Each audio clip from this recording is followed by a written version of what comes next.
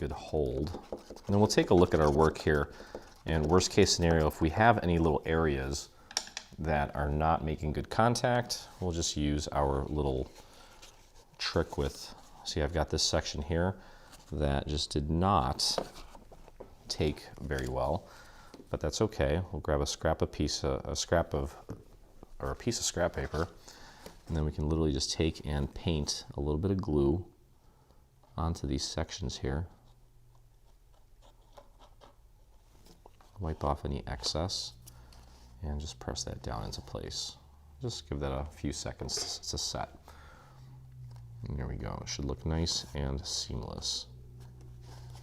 Hey, thanks for crafting along with me. Hope you enjoyed this video. If you did, check out some of our other videos, and also please consider hitting that subscribe button. And don't forget to visit our site and check out our free SVG section, where we have over 140 free SVG files complete with assembly videos. I look forward to crafting with you soon.